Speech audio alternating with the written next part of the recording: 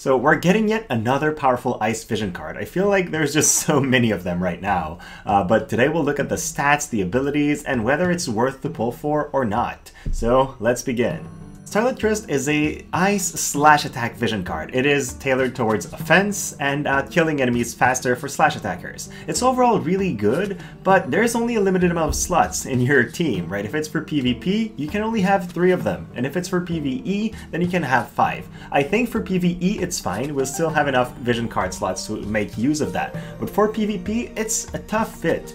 If you're bringing an ice/team, you probably want Fenrir first, because he gives extra attack and magic resistance is really key, and then eventually we'll get Laswell's vision card, which gives Maneater on physical attacks and agility up for your team. I think the combo of agility and Maneater is going to be overall better, and then Maneater on physical attack is going to apply for basically all your physical attackers, not just slash, so that's really strong. So that leaves you one more slot if it's for PvP, right? You could have Odin for some extra single target resistance and accuracy, which is really good if you think you're gonna miss a hit or two, or Phryses for some extra HP and then other stats.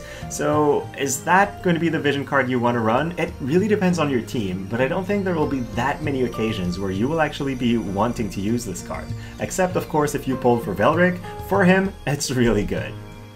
Now if we're looking at the stats, this card is rather average. The HP is in the ballpark of what other slash attack cards have. The attack is a little bit lower than Echoing Streams, but in the meta where units have upwards of 1200 attack, I don't think lacking on 20 is going to make a huge difference. A little bit of dex is fun, you're going to crit a little bit more often, and then luck is going to give you a little bit more accuracy, and if you're evasion Laswell, I guess, it's going to be a little bit more evasion. But he's going to get his own vision card eventually. I'm pretty sure he'll have a global exclusive buff for himself on that, so that's not a reason to pull. So overall, okay stats, but not a reason to pull for the card. The abilities though, they're pretty good.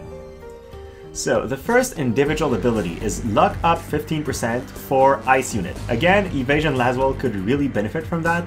Otherwise, it's really going to be increasing your accuracy more than anything, because there aren't a lot of evasion build Ice units right now.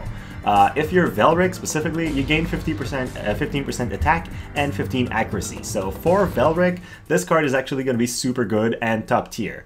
I don't know how many players have him, but that's a thing. And then for the party, it's going to give you 35 slash attack and 8 spirit. The 8 spirit, I think, is the key takeaway here. 8 spirit that stacks with everything your armor gives you, your Esper gives you, and etc., because it's coming from a party ability, is really good. It's one of the reasons why I love the Near card so much for win teams, is it increases spirit as well as the luck for everybody, right? This is going to do the same thing. Slash attack for everybody and less magic damage taken, basically, thanks to the spirit. It also increases pierce resistance. It's not impactful right now, but in the future with Oberon's release, there is going to be a little bit more of a pierce meta, so eventually that is going to come in handy. So overall, really good ability, especially the 8 spirit, I think, is what you're really gaining out of this. So overall, it's a really cheap VC to have if you have some paid viz. You're just gonna spend 2k, get the vision card, do the guild banners, and then the bingo board, and you'll have the card maxed in no time. If you have to do the whole 10k step up to actually pull the card, then it's a little bit more iffy of an investment, especially right before Final Fantasy VII, so be careful about that. It is going to be great for Ice Slash. It is the card for Ice Slash. And then it's part of what I call the Physical Offense Ice Trinity VC, so that's Fenrir, that's going to be the Laswell card when it's released, and then either this one if you're running an Ice Slash team, or Mask of Deceit if you're running an Ice Pierce team. So for that reason, it's really good.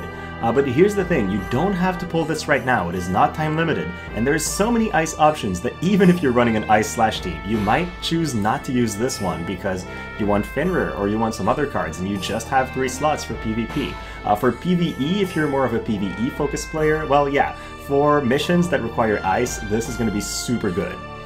Overall, I think older players that already have Echoing Streams or Igaion Maxed should skip this card because the marginal gain is not that great. All you're really getting out of Polylink's card is 8 Spirit for everybody, which is good, and 20% Pierce Resist, which is going to be good eventually, but right now fairly useless. So overall, your marginal gain is really low for all the investment it takes to max a VC.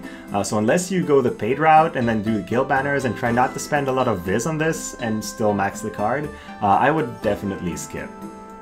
So I don't think I'm missing anything critical here. It is going to be super good for Ice Slash, but just not game-changing compared to what already exists. So if you already have some good slash options, I would probably skip. If you have the paid viz and want to build the vision card for cheap, go ahead, why not? But I'm going to hold off onto that, and I'm just going to naturally pull it eventually and then max it from there. I am going to get the guild banner though, because it's worth it to build eventually. So with that said, thank you so much for watching, have a great rest of your day, and if you've enjoyed the video, please like and subscribe.